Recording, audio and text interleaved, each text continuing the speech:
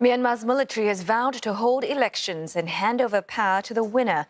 Speaking after 11 days of protests across the country, the army slammed demonstrators for inciting violence. It's also slapped another charge on ousted leader Aung San Suu Kyi. We'll live to Leong Wai Kit in just a short while, but first, a look at what's been happening on the streets. Despite another overnight internet shutdown, thousands continue to demonstrate across Myanmar, keeping up pressure on the military government nearly 2 weeks since it took power. Protesters fanned out all over Yangon, demanding the release of detained leader Aung San Suu Kyi, who has now been slapped with a second charge by the military.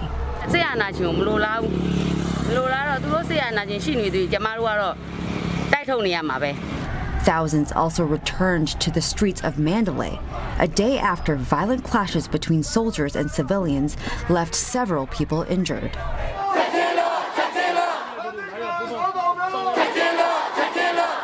A large crowd has also blocked railway tracks between Yangon and the port city of Malamian. They are trying to disrupt train services as part of a countrywide civil disobedience movement. Others are rushing to take out cash from banks after a cap was imposed on the amount of money allowed for withdrawal.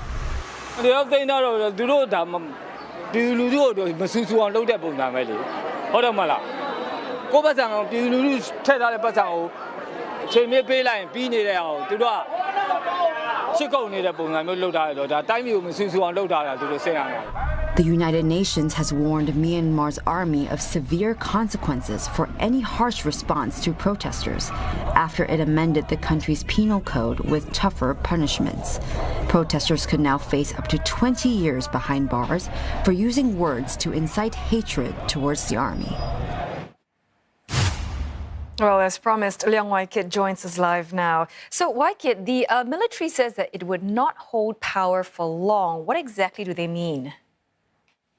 Well, I'll tell you, that's a great point because the army spokesperson did not say how long is long. He was vague, he was ambiguous. And don't forget that this is the very same spokesperson who on January 26 told reporters that the army could neither confirm nor deny that it would seize power when it's pursuing further action on electoral fraud. But under the current state of emergency laws, the army is allowed to hold on to power for 1 year. So for now, we're at least looking at this time frame. Now, interestingly, the military also addressed the rumors on these internet firewalls being built with the help of China. Is that true?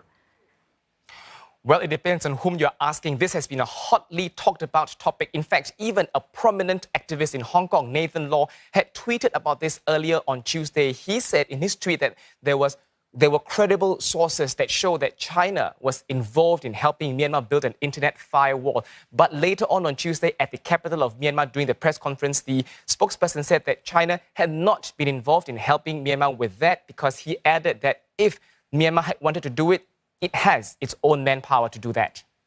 Also, this other charge that, Aung San Suu Kyi is facing, this new charge, what's all that about?